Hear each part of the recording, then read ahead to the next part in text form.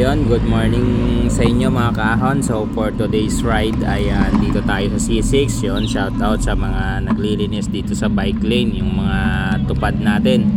Yan, shout out sa inyo mga ma'am sir. So dito tayo sa bike lane ngayon mga kaahon at tayo ay pauwi na. So panggabi yung duty natin at yan, marami tayong nakakasabay na mga bike to work. So shout out sa inyo. Yan, mag-ingat lagi mga kaahon. So dito mga kahon ay isi-share ko lang sa inyo yung ating experience sa araw-araw natin na pagbabike. Ayan, so papakita ko sa inyo yung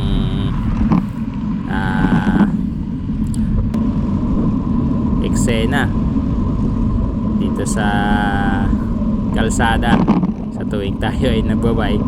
Ayan, so hindi nawawala yung pag nilagpasan mo ay hahabulin ka rin. So eto, nakipagkulitan tayo kay sir at hanggang sa makarating tayo sa tulay ng C6.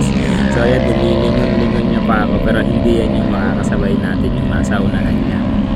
So medyo batak si sir, hiningal din tayo kakahabol sa kanya. Ayan, yun. So yan, lumipat siya sa kabilang side at tatawid yata siya doon sa so pag-ingat ka sir. Yan, so etong nasa unahan natin mga kaon, ayan yung tinututukan natin. Ayan yung bubuntutan natin hanggang doon sa dulo ng C6. So dito hindi niya pa napapansin ako na sumusunod ako sa kanya. Bali wala pa siyang ideya. So tayo naman, tamang buntot lang tayo sa likuran niya. At dyan sa unahan nakapansin na siya na hinahabol ko siya o sinusundan. Kaya yan, medyo binilisan niya, tapos naantay-antay niya ako sa unahan. So tayo naman, ayan, tamang puntot lang pa rin sa kanya. At yan, tuloy-tuloy lang tayo ng kakasunod. Yan, dyan sa unahan mga kahon, merong dyan U-turn slot, kaya medyo bumagal yung daloy ng pagpadyak.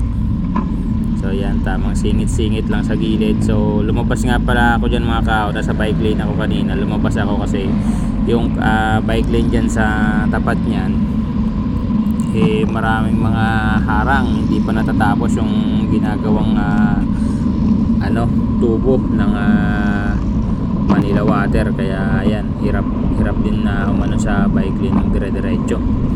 So ayan, dito sa part na to medyo lumayo siya dahil medyo nagkaroon ng konting traffic dun sa U-turn. Kaya hinabol ulit natin siya. Ayan, bakbakan na naman tayo hanggang sa dyan sa unahan medyo inabutan na natin ulit siya at tamang buntit ulit tayo sa kanya. Ayan, malapit na natin siyang abutan mga kahon. Diyan napapansin nyo na siguro na hinahabol na naman ulit natin. Kaya ayan, medyo talagang pinakpakan niya yung yung pagpedal niya. Ayun yan, siya yung nasa unahan na yan na sinusundan natin.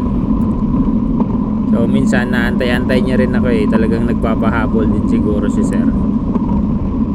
Ayan, dyan. Chill lang siya ng padyak, pero nililingon-lingon niya ako minsan kung bumubuntot pa rin ako sa kanya. Tapos ayan yung pacing niya 30 talaga yan, inunahan ko na siya dito. Trinay kung kung hahabol talaga siya sa akin. Inunahan ko siya mga kahon.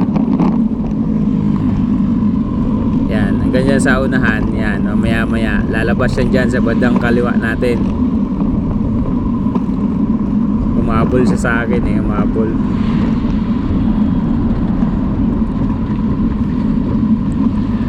Ayan, malapit na yan mga kahon. Lalabas na siya dyan, lalabas na sa bandang kaliwa mga kahon, sa bandang kaliwa. Ayan na rumimati mga kahon. Ang problema lang, may U-turn slot ulit dyan, kaya medyo bumagal siya.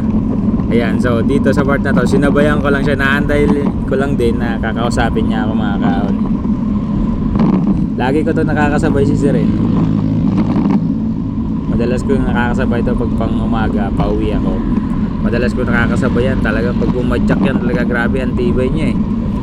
Ang laki pa ng chain ring yan mga kahon. Nasa 42 siguro. Ang laki ng chain ring niya. Grabe. Sobrang lakas sumipa. Ayan, pero binubuntutan ko lang siya. Yan, hanggang dire-diretso lang kami yan. Talagang sabay na sabay lang. Saludo kay sir, grabe ang lakas niyang pumadyak. Ang bigat pa ng bag niya, ewan ko kung anong mga laman niyang bag niya. Baka may barena pa siguro yan dyan, martilyo o ano pa. Yan, tapos inunahan ko ulit siya dyan mga kahon. Yan, kaya lang medyo sa unahan medyo bumagal ulit dyan kasi may intersection dyan. Sa kabila siya ng banduman. Problema, nauna ako dun sa may e-bike na yan. Yan, dyan siya sa kabila ng banduman eh. Yan, dyan. Lulusot siya doon, kaya lang nauna ako sa kanya eh. Naunahan ko ulit siya. So doon sa unahan, yan, hinataw-hataw ko ng konti.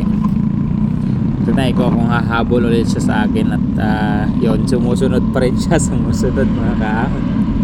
Talaga nagkipagbakbakan siya sir eh.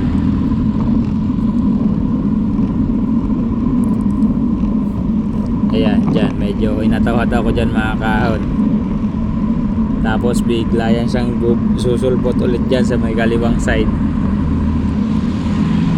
Ayan, dyan sa may kaliwang side. Lulusot ulit dyan mamaya mga kahon. Tingnan nyo lang maigi. Grabe, saludo kay sir. Ang lakas siya talaga pumadyak eh. Lagi ko nakakasabay itong ano na to, tao na to. Ayan, shout out kay sir. So ulit si sir pumadyak. Mukhang malayo pa inuuwian nito eh. Kaya ako dito lang naman ako, malapit lang ako mga kahon. Ayan, dito sa may tulay. Dito talaga siya rumimati ng todo mga kahon. Yung pahon, doon niya ako hinataw sa may pahon eh. Ayan o, yan, lumabas siya dyan o. Tapos lilingon niya mga kahon, nililingon niya ako eh. Kaya lang di siya nakaporma eh. Yan o, linilingon niya ako. Tingnan niyo mga kahon. Yan, lilingon pa yan mga kahon. Yan o. Pinapahabol niya ako, kaya lang wala eh. Nabuntutan natin siya mga kahon eh. Hindi niya tayo napakalas mga kahon. Ayan, at dito inunahan ko na siya kasi malapit na ako, kakaliwa na rin naman ako dyan eh. Ayan, pagbaba ng tulay, so kakaliwa na ako mga kahon. So ayan yung experience natin pag nag-bike tayo sa bawat araw-araw natin na biyahe mga kahon. So yan, shout out kay sir, sana mag-ingat ka palagi sir sa iyong pag-uwi at pagpasok sa trabaho. So yun lang mga kahon, maraming salamat sa panonood. Hanggang dito na lang.